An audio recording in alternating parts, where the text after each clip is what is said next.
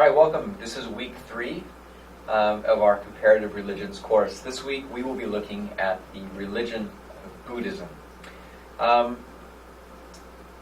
In this video I wanted just to give you a couple of broad announcements and talk a little bit about the writing assignments and discussion board for this week. First off, I will say that for the most part I was pleased with the discussion board discussion that we had this past week. Remember, the purpose of this is to help establish a sense of community. Community is something that is built over time. It is built over trust and in a sense of familiarity with each other.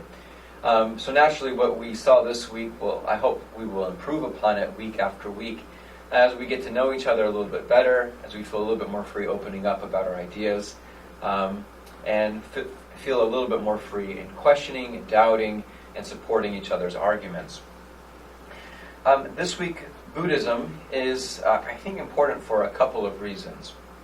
One of which is because of recent attention that has been brought into allegations and conspiracies surrounding the life and future of the Dalai Lama.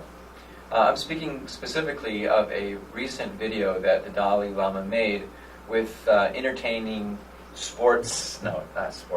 news anchor, funny man, I don't know what to call him, John Oliver, who has a Sunday night show on HBO, which is also available on YouTube. In this recent episode, he went and met with the Dalai Lama and discussed with him some allegations that have been made by the Chinese. I'm going to include a link to the video, and I think he does a better job of discussing this than I ever could. But at issue here is this question about, I think, authenticity and identity. As many of you probably know, the Dalai Lama is living in hiding in exile. He was forced out of Tibet many, many years ago, and has since kind of become this public icon as he traveled around the world speaking to people and promoting the ideas of his people. But he's also seen as a great threat to China, and they have worked diligently to silence him and to promote his critics. They also were successful at taking and hiding the man who would be the Dalai Lama's heir, or responsible for selecting the next Dalai Lama. As a child, this guy was kidnapped and has not been heard of since. And in the years since that time, the Chinese have been promoting this other guy as this child. Anyway, I'm going to butcher the story. Watch the John Oliver clip and let him explain it to you. It makes sense for us to tackle Buddhism in this week because Buddhism is, in a way, derived from Hinduism.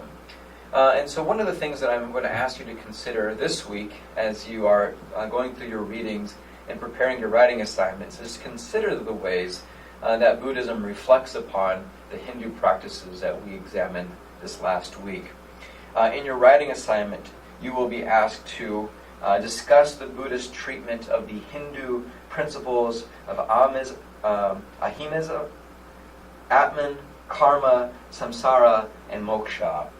And again, this information is available for you in our Blackboard under the Assignments and Projects folder. I'll also encourage you to begin thinking now, again, about the place where you would like to do your ethnography project. I will continue to put postings of locations that are near our campus here in Summerdale, but I encourage you to go on and begin looking for yourself. If you're really struck by the teachings of Buddhism or Hinduism, for instance, consider typing them into your Google search bar and seeing where the nearest worship services are held. I can't I can't attend with each of you, but I would encourage you to take those steps and begin making plans to make those visits. This is an important part of this course, and being able to put a place and a name and an experience with the many terms that we've been studying. And furthermore, it's necessary for you to get this initial step out of the way so that you can reflect upon your experiences and reflect upon how they influence or are compared to your expectations and your own experiences in the world of religion. As always, class, if you have any questions about the materials, or having a hard time with the technology, please do not hesitate to send me an email. Again, I want to be there for you. I've tried my best to respond to your emails as timely as I can. Please don't hesitate to message me. Anyways, I wish you the best this week, and we will see you next week. Bye.